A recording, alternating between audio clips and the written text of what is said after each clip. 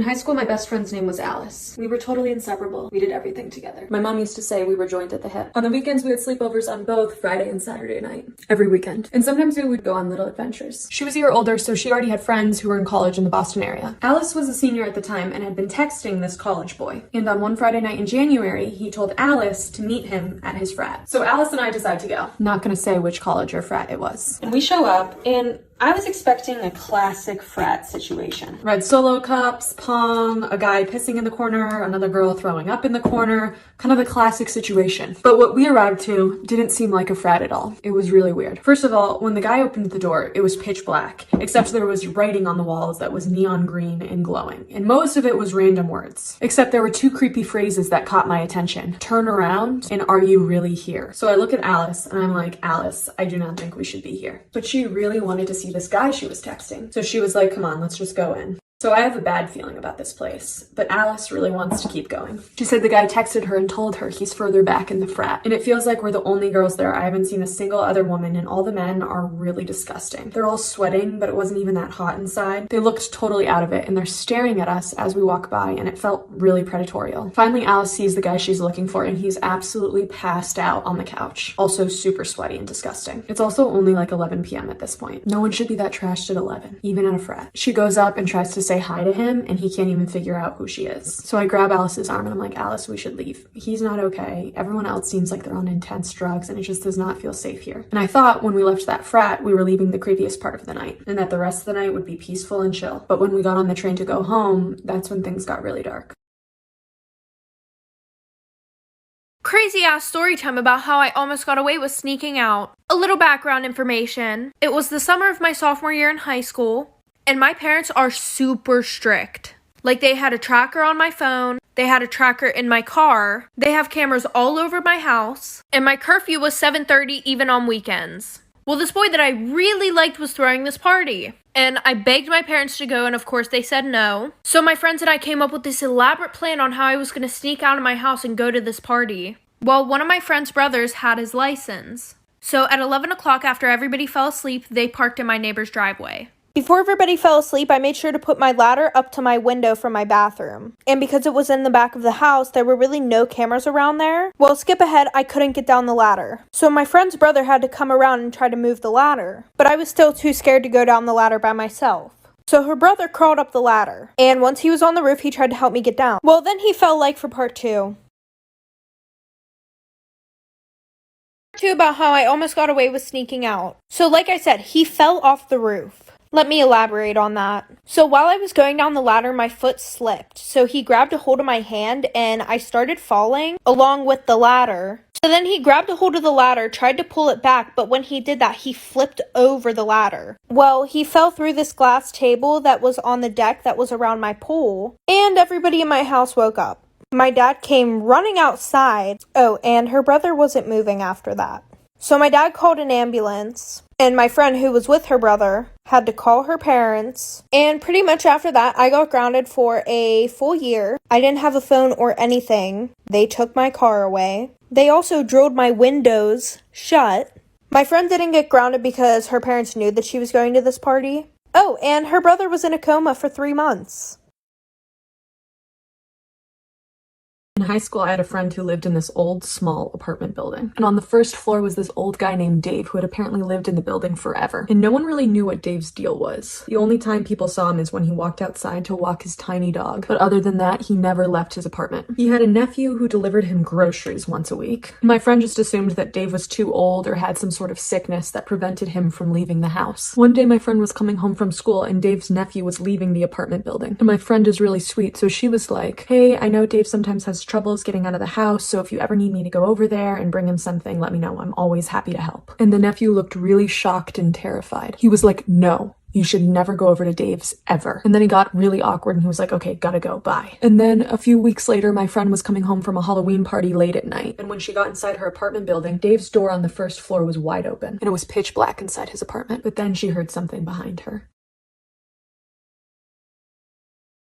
Friend hears something behind her, but it's pitch black. She's like, hello? And then she finds the switch to the hallway lights, turns them on, and Dave is standing right there with his small dog. She's like, hey Dave, you kind of scared me. And Dave was like, oh, sorry, I was looking for the light switch myself. But that didn't make any sense because he wasn't standing anywhere close to the switch and he had been living in that apartment building for 30 years. So she starts walking up the stairs and then Dave says, I've been working on a project that I'm really excited to show you. And my friend's like, oh, like an art project? And Dave's like, yeah, kinda. And she's like, okay, well maybe my mom and I can come by another time to see it. And then they say goodnight, but she just feels pretty weird about the whole interaction. A few months later, she's at school and she gets a text from her mom that she has to work late and won't be home to make dinner. That afternoon, my friend walks home, walks up the stairs to her apartment building, goes to unlock the door, but then realizes the door's already unlocked. Sometimes her mom would forget to lock the door, so it wasn't totally out of the ordinary, but it was winter and it was already getting dark outside even though it was only 4 p.m., so she turns on all the lights to her apartment. But then, all of a sudden, all the lights switch off.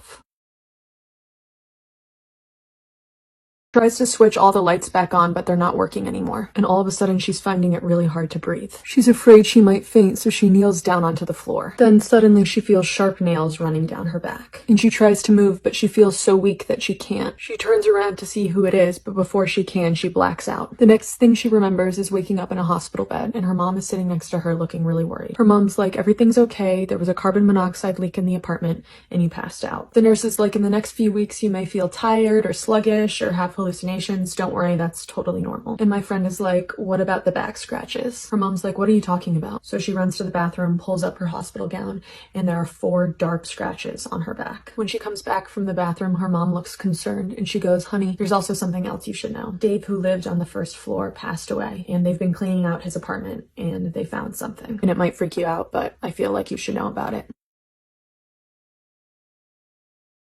Tells her that they found a weird box of things in his closet, and inside that box were random pictures of her, an old hairbrush, pieces of hair, a pair of shoes that she thought she had lost. And the nurses think that the scratches are from when she fainted, but she's sure she felt someone scratching her back, and she's sure that it was the ghost of Dave.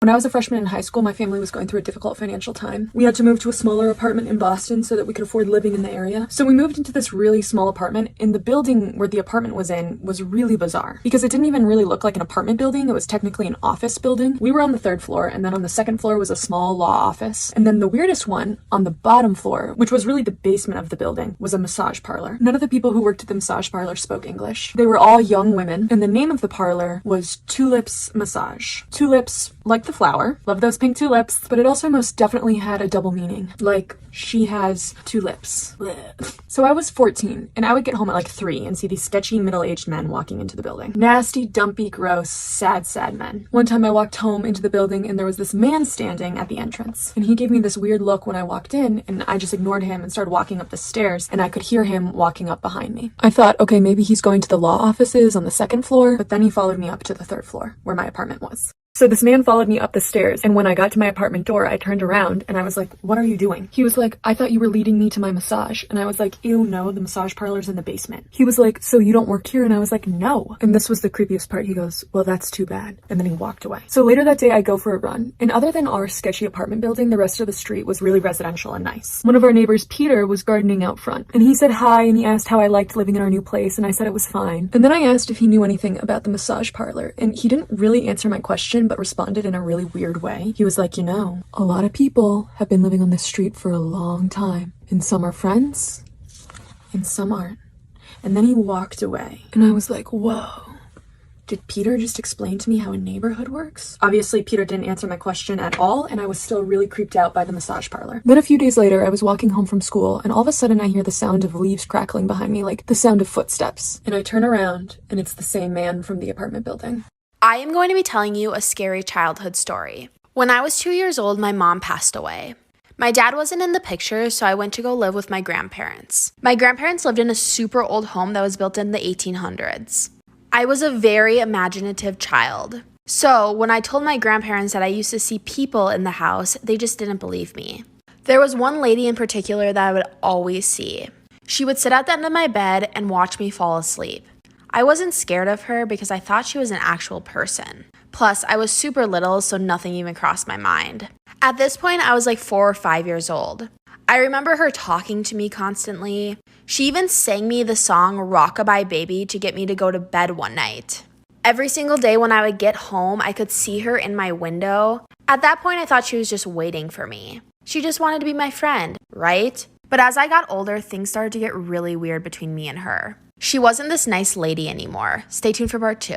This is part 2 of the lady in my room who would sing me lullabies to get me to go to bed. No one else in my family could see her. She even told me that she was my mom. I really believed her. If you remember, my mom passed away when I was 2. So, it seemed pretty real that it was my mom. I didn't really remember what my mom's face looked like when she passed away. And this lady, could be my mom. She continued to sing me lullabies every single night when I would go to bed. She would always be waiting for me in the window when I would get home from school. But I figured out pretty quickly it wasn't my mom. My mom was a sweet, kind-hearted person. This spirit was evil. She would get mad at me every single time any of my friends would come over. She told me she could see my future and that I was going to go to hell after I died in a car accident. It scared me so much, but no one believed me. It got to the point where I never even wanted to go in the car because I thought I was going to die. She convinced me I was evil. Stay tuned for part 3 that's coming tonight.